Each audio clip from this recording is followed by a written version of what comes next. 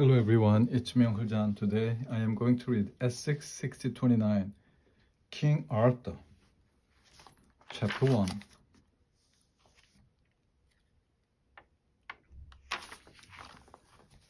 Everybody out, called Mr. Rappan. School bus carrying Arthur's third grade class had come to a stop at Bear Lake. All around them were colorful tents and knights on horseback, filling the park nearby. As the students got off the bus, Mr. Rappan told them to stay together. "Whoa," said Arthur, looking around. "This fair is amazing. It is just like being in the Middle Ages." "Stick with your partner," said Mr. Rappan, "and take notes on all the historical details. They'll be useful when we compete in the games." A man dressed as a peasant passed him, pushing a cart. Get your haggis here. Fresh haggis, 2 for $1. Buster jotted down some notes. "Haggis 2 for $1. He paused. "Hey, what's haggis?" "Disgusting," said the brain. "That's all you need to know." Mr. Rappan suddenly stopped walking. A look of awe came over his face. "There it is," he said, the griffon. He pointed to a glass case holding a trophy. The griffon had the body of a lion with the head and wings of an eagle. "This award," Mr. Rappan explained, "is given to the class that exhibits the greatest knowledge of the Middle Ages." "Has your class ever won it?" asked Francie. "No," Mr. Rappan admitted. We haven't had that pleasure." Arthur heard the hint of sadness in Mr. Rappan's voice. He nudged Buster. "Boy," he whispered, "Mr. Rappan sure wants to win that golden griffon." "My class came so close to winning last year," said Mr. Rappan. "If we all try our hardest, I'm sure this year we can come in first." "Of course we will," Arthur whispered to Buster. "What other class on earth does as much homework or—" Arthur stopped speaking, distracted by the sound of marching feet. He turned around as a small platoon of children wearing starch uniform approached. They were led by an older man who looked like the Robin Hood's father. "Wow," said Buster. "I've never seen so many people dressed like that outside of the army." "Look at their buttons," said Muffy, who noticed those things. "That's real gold."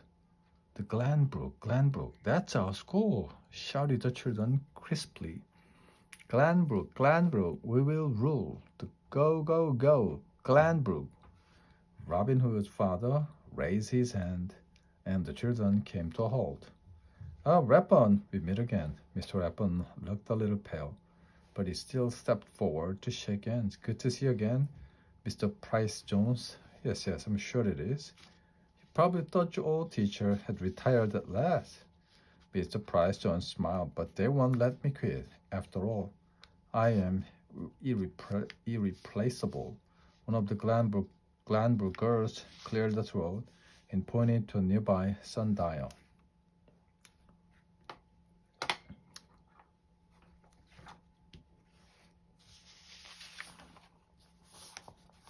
"Excuse me, sir, but it's 10:14. Muffy let out a little gasp. This girl had on a bracelet she had admired at the jewelry store, but her parents had said it was too expensive, even for them." Mr. Price Jones nodded. "Thank you, Buffy. Well, time to prepare.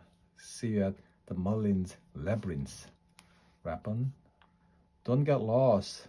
In the meantime," he let out a small laugh and led his troop away. Chapter 2. Mullins Labyrinth was a maze with canvas sides stretched between a series of 10 poles. There were 2 entrances to the maze, but only one exit. As Mr. Rappan had explained it, 2 students would compete against each other to see who would get out first. A man dressed as Merlin, the wizard, stood between the 2 entrances. "Who dares to invade my sanctuary?" he demanded. Me, I guess, said Arthur, who was standing in front of one of the entrances, and my liege have come from afar to pick up the gauntlet as well, said a boy from Glenbrook named Chester.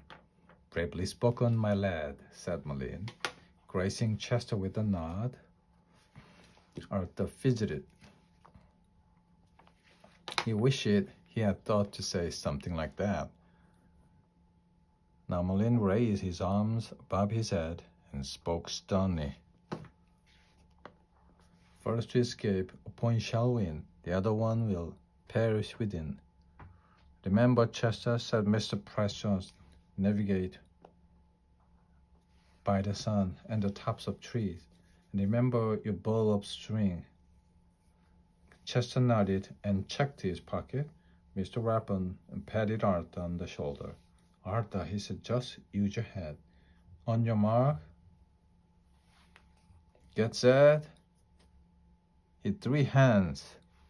Chester darted into the maze while Arthur stood blinking in the sunlight. That means go, kid. Hide the hands.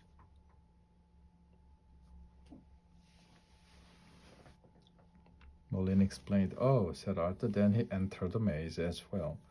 He ran down the canvas hallways, turning right, then left, then right again.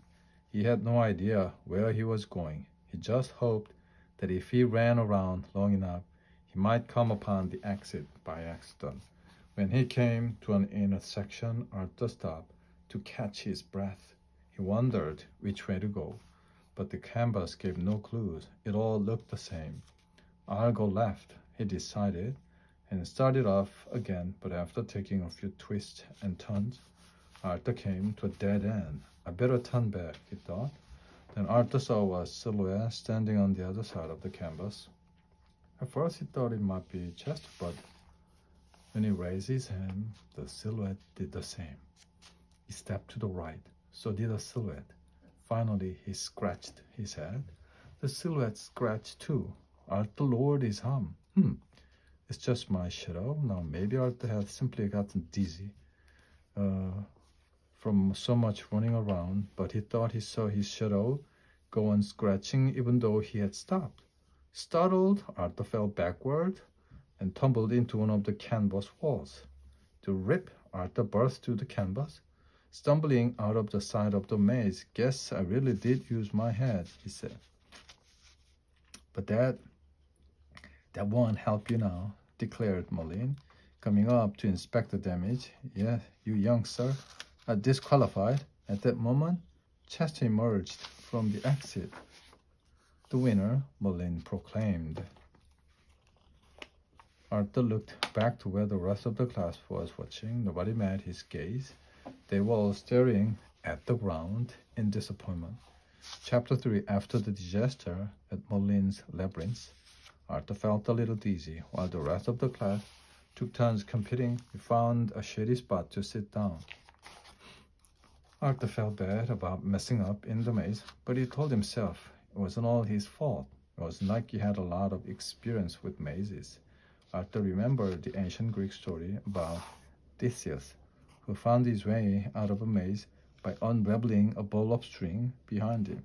But nobody told us to bring any string today, he muttered. Chester, however, had clearly thought ahead. A loud groan drew his attention just behind some trees. A bunch of keys were lined up in front of a large stone. The stone was about the size of a wheelbarrow. It looked like a perfectly ordinary stone, except for the fact that a sword handle was just sticking out of it. Arthur heard the groan again. It came from the kid, who was holding the sword handle. She seemed to be trying to pull it from the stone. She was not having much luck. Next, said a peasant, who was overseeing the girl's efforts. Arthur walked to him. What is this line for?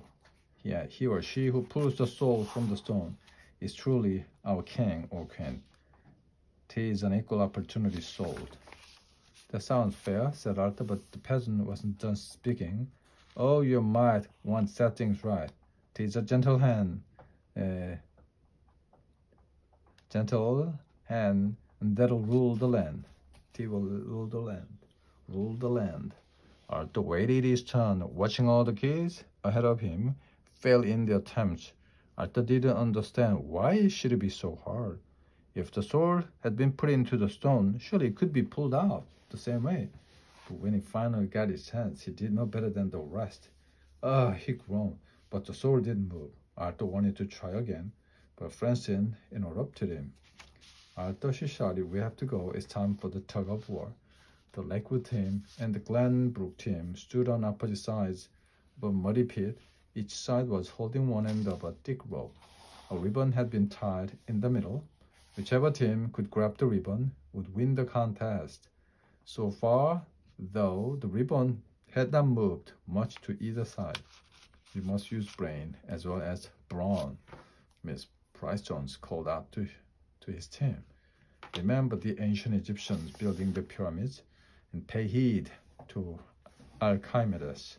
The Glenbrookers paused for a moment, and they pulled sharply together. Uh-oh, cried Arthur as he and the other Lakewooders were yanked forward into the mud. The winners, announced the herald standing by, indicating the Glenbrook team. Afterward, Mr. Price Jones walked over to Miss Rapon, who was picking himself up and wiping dirt from his pants. Surely, Mr. Price Jones declared, you remember Archimedes, who said that with the proper leverage, he could move the world. Apparently, your students haven't learned that yet. Apparently not, said Mr. Rapon thoughtfully. Apparently not. Chapter 4. After their group defeating the tug-of-war, Arthur's classmates entered the contest individually.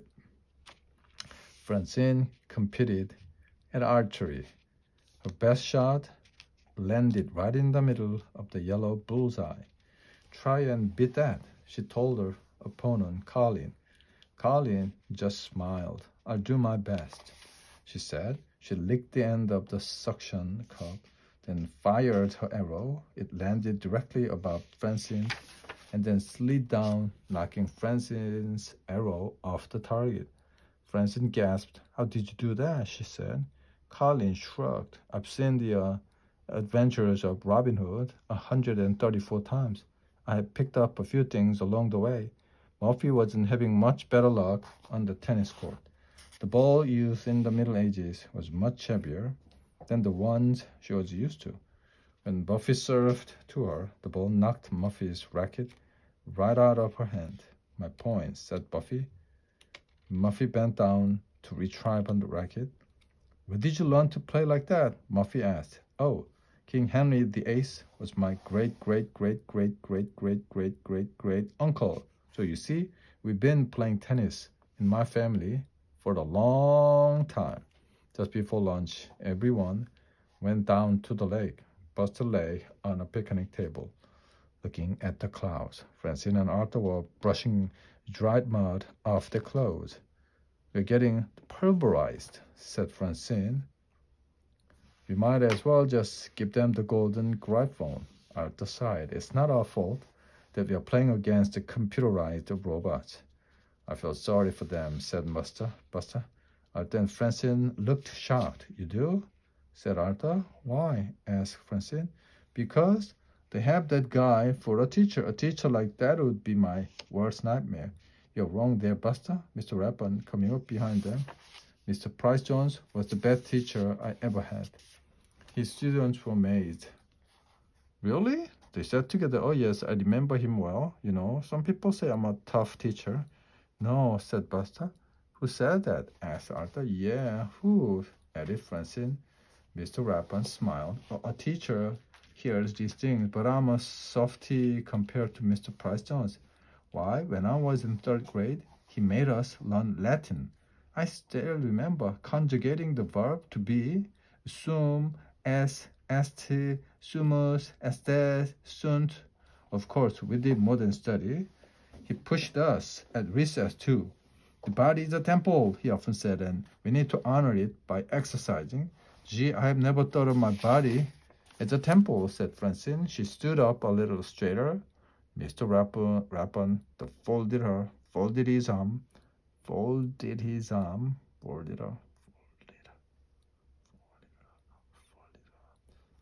I learned a lot. It makes me wonder sometimes if I should be tougher. Arthur, Francine, and Buster exchanged panicked looks. And even tougher, Mr. Rappon? I thought Arthur, win or lose, they had to keep that from happening. Chapter 5. In the medieval banquet tent, both classes were sitting on opposite sides of a long table. Mr. Rappon sat at one end, Mr. Price Jones at the other. Lunch was being served. One good thing about the Middle Ages, said Buster. No forks. You get to eat everything with your hands. As long as you have an appetite, said Francine, who was just poking at her food. I know what you mean, said Muffy. I'm not feeling very hungry either. Well, if you're not eating, said Buster, pass your plates down here. Can you think about food? Asked Francine. Aren't you getting a little discouraged? Buster nodded. Of course, my brain is very upset, but for my stomach, it's business as usual. The capon is good. It tastes just like chicken. The Glen Brookers across the table started to laugh. What's so funny? Asked Buster. Capone is chicken, the brain whispered to him. At that moment, Mr. Price Jones stood up and called for everyone's attention. I have an extra helping of the figgy pudding for the student who can answer this question. Everyone on the Glenbrook side of the table raised a hand. Oh, me, over here, sir. Call on me, the teacher beamed at them. Commendable enthusiasm, children, but let's give Lakewood first crack at it, shall we? The hands dropped. All the Glenbrookers folded their arms, stared across the table. Even Buster stopped eating under the weight of their stares. All right, then. Listen closely. Who was the 16th king of England? Arthur blinked. Francine frowned. The brain just scratched his head. Buster couldn't even think of a joke to fill the silence. Tisk. I see you haven't taught them the song, the Rappon. Mr. Rappon admitted that he hadn't. Well, there's no time. Like the president said, Mr. President, he took a deep breath and directed his class to sing. Here's the song that's more historical than musical, to teach the kings and queens of England in the order categorical. Arthur looked at his watch. 15 minutes later, he was still looking at it. The Glenbrookers were just finishing up. Now you know, a wondrous thing, all of England's queens and kings. Glenbrook students all applauded loudly. The clapping startled many of the Lakewooders who had begun to nod off. Mr. Price Jones sat down. I know you don't agree with all of my teaching methods, Rappon, but you have to admit they are effective. The fact is, you can't beat us. Mr. Rappon sighed. You may be right, sir. Arthur poked Buster in the side. Did you hear that? If we keep losing, Mr. Rappon may start teaching us like this guy. We have to win something, but how? You heard Mr. Price Jones. He said we can't beat them. Arthur was not convinced. He looked over a list of events at the fair. There must be something here we're good at. His fingers moved down the list of events. Aha, he said finally. It was time to fight back. The end.